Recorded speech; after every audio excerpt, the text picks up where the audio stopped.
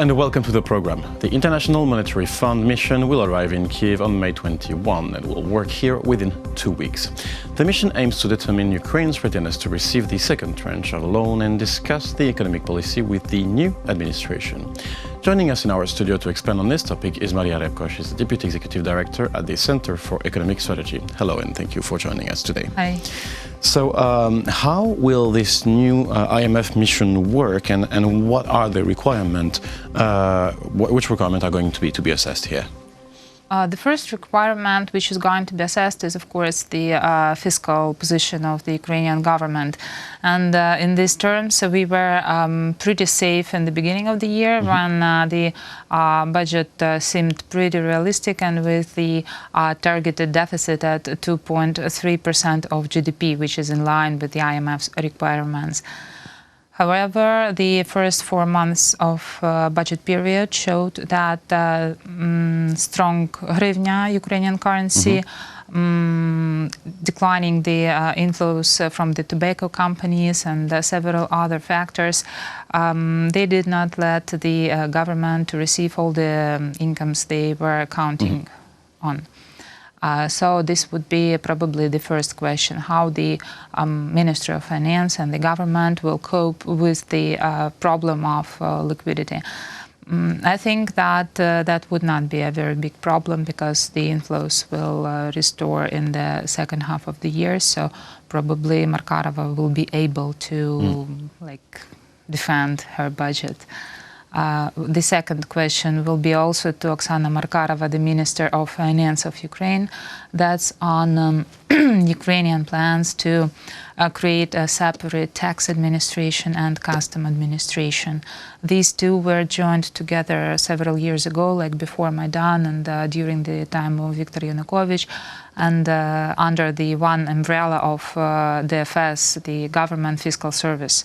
Now they are to be split, and the process is ongoing. Now the heads of both the fiscal and the custom service are being appointed, and the process is in its hot point. So these are technical reforms, but coming to the new administration, if we refer to President-elect Volodymyr Zelensky, he won a part of the campaign he didn't do, let's say, is a certain image of the IMF.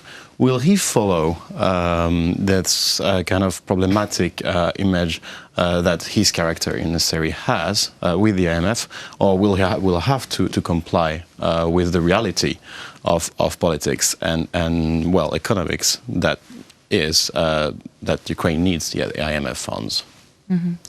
That's a good question indeed. And when Mr. Zelensky was presenting his team, two former government officials were here, Aivaras Abramovičius, who served as the Minister of Economic Development and Trade, and Alexander Daniluk, who was the Minister of Finance of Ukraine. So at least these two persons, they are aware of the importance of the IMF for Ukraine. But here we come to another important point. The IMF would likely not be very happy with the events regarding Privatbank, which was Ukrainian too big to fail and was actually owned by Mr. Igor Kolomoisky, who is associated very strongly with the Ukrainian elected President Volodymyr Zelensky. He's an oligarch, and his bank was very big. It was nationalized in 2016 to prevent its bankruptcy and not to let the people down who hold deposits there and the companies who made all the payments through Privatbank. And make the whole Ukrainian economy collapse. Yes, of course. So that was the issue back there. And now these days, when the president-elect is connected with the former owners of this bank, many courts decisions are being issued in favor of the former owners of Privatbank. We don't know if these decisions are right or if these decisions are wrong. What we know and what will likely be the question for the IMF, if it could damage Ukrainian macroeconomic stability.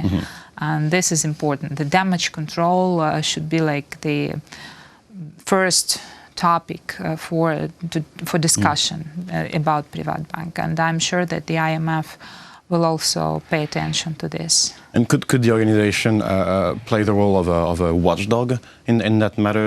Let's say saying, negotiate with the new government for that not to happen, for this private bank problem not to be a huge problem again? You mean, what do you mean as supervise, sort of a mediation, yes, exactly, the mediation of a conflict. Is it his role, or it just can't really interfere and meddle into that kind of thing? I don't think it will be meddling into, but I think that they will either not stay apart from it. So probably not the mediator, but of course and definitely the interested stakeholder. Now, the other requirements of the IMF under the presidency of President Poroshenko were and are still the evolution of the price of gas. There are still the agrarian reform, and there are still, of course, the fight against corruption. How to ensure a certain continuity between these two governments on this matter, and are there any, let's say, guarantees that this continuity will be in place? There are no guarantees. And this is actually the issue with all the results of elections, which comes as a surprise. And when we don't know who will be in the team, they really appointed government service persons, not just the team members. And we don't know who and which decisions we'll be making. So there is a very high level of uncertainty. And this, of course, concerns IMF-related policies as well, and anti-corruption policies and so on. We hear pretty pro-Western rhetoric and anti-corruption rhetoric, but we'll see how it will develop in the real world. Well, you would say it's a good sign, it's a bad sign, this pro-Western rhetoric in that matter? I would refrain from judgment at this moment. But I believe that the IMF could actually, what they could do is they could hold back a little bit to allow Ukrainian politics to calm down, to become more sustainable, more stable. Because now you can't, before the Verkhovna Rada elections, which are to be in this October, yes, that's very hard to expect from this Verkhovna Rada to pass some laws, and especially if we are talking about split, so-called split, and it's a very important law for financial sector and so on. So that's difficult. That's why probably the IMF could hold back a little bit, but it have to be satisfied with the major points. Yeah, because Ukraine definitely needs IMF at least for its development. Now, I want to come back to something a little bit more technical. When incumbent president of Ukraine, Petro Poroshenko, said at a conference recently, he said, "We believe that a new more for more principle should be introduced. If you create more reforms, you can count on better cooperation with the European Commission." Can you explain this more for more principle, and how does it work exactly? It's hard for me to explain the president's what he actually meant, but what's very important for Ukraine is European cooperation with the European Union, and we have a perfect roadmap for this cooperation. It's association agreement.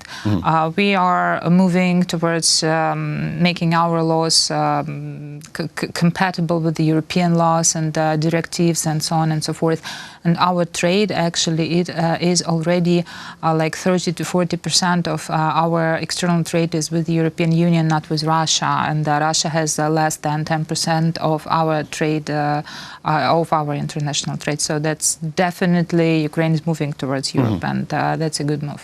So that was a good move, anyways, to inscribe this economic and free trade agreement. After all, so it could continue basically after the. There is first there's economic integration, then there is integration of the legislation systems, different legislation frameworks that allow to even deeper for even deeper economic cooperation, and there is of course no visa regime, and that's all very important for Ukraine to integrate into European Union. Well, thank you for this overview. It was a pleasure to have you in the studio today to talk about IMF-related issues, and we'll closely see what's happening after the parliamentary election, I guess, to see more about it. That was Mariya, Repko, Deputy Executive Director at the Center for Economic Strategy. Thank you for watching the program, and stay tuned for the rest.